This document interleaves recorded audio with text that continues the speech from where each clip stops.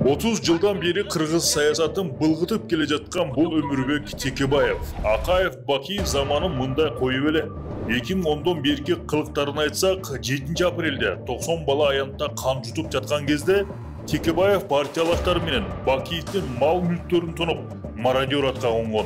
Конституциялык кеңеш менен башында туруп, батыш өлкөлөрдөн грант алып, алардын кызыкчылыгындагы баш мыйзамды жазып берген. Учурдагы Кыргызстандагы башаламандыктын негизги себеби Текебаевдин конституциясы экендиги айтылып эле жүрөт. 2010 жылдагы Ош окуясына дагы Текебаевдин түздөн-түз тиешеси бар экени эл оозунда айтылат. Атамбаевдин бийлигин чыңдоого Текебаевдин ролу чоң.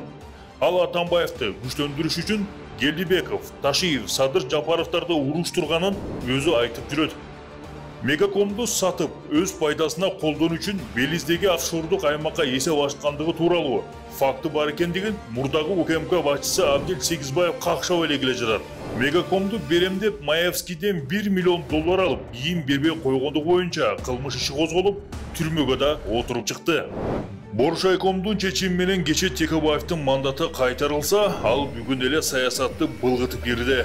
Бүгүн жогорку кеңештин кезексиз жыйынына барып эле көңгөн былгытмасын баштады.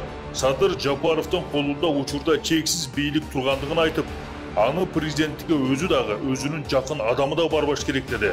Башкача айтканда, Текебаев элинин колдоосу менен келген Садыр Жапаровду 2 ай гана иштеп, анан ордун бошотуп бериш керек деген ойду айтып жатат. Бул Текебаев кылтыйткан жыландын башы. Эртең Садыр Жапаровду бийликтен түтүп чыгаруу аракетинин башталышы.